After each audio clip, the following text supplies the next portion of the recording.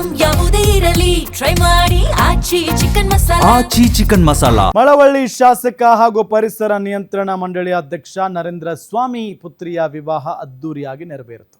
ಬೆಂಗಳೂರಿನ ಅರಮನೆ ಮೈದಾನದಲ್ಲಿ ನಡೆದ ಈ ವಿವಾಹ ಕಾರ್ಯಕ್ರಮದಲ್ಲಿ ರಾಜ್ಯದ ಘಟಾನುಘಟಿ ನಾಯಕರು ಭಾಗವಹಿಸಿ ವಧುವರರಿಗೆ ಶುಭ ಹಾರೈಸಿದರು.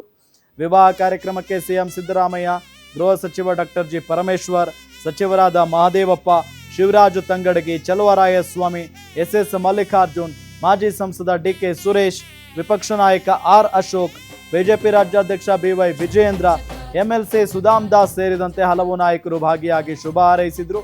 ಇನ್ನು IAS, IPS ಅಧಿಕಾರಿಗಳು ಸೇರಿದಂತೆ ಗಣ್ಯಾತಿ ಗಣ್ಯರು ಭಾಗವಹಿಸಿ ನವ ವಧುವರರಿಗೆ ಶುಭ ಹಾರೈಸಿದರು.